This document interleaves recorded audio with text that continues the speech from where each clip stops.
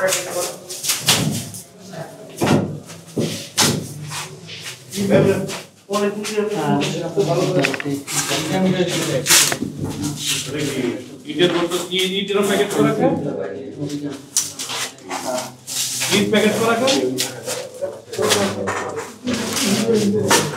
আমরা দেখতে পাচ্ছি যে জেনেভা ক্যাম্পের ভিতরে একটি ভবনে আমরা দেখতে পাচ্ছি ইট কিন্তু প্যাকেট করা রয়েছে। প্যাকেটটি খুলছেন আইনশৃঙ্খলা বাহিনীর সদস্যরা।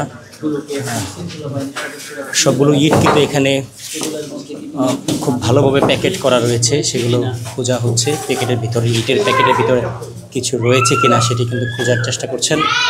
আমরা দেখতে পাচ্ছি যতগুলো ইট এখানে রয়েছে ততগুলো ইটই কিন্তু প্যাকেট অবস্থায় রয়েছে। সেই প্যাকেটগুলো খুলে তল্লাশি করছেন আইনশৃঙ্খলা বাহিনীর সদস্যরা যে এগুলোর ভিতরে কোনো মাদক রয়েছে কিনা।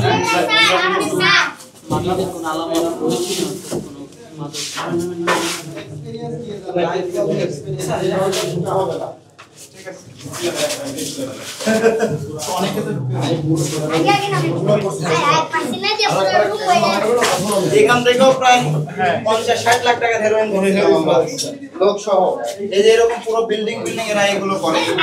এগুলো এখন নাই 3 মাসের উপর খালি হয়ে গেছে।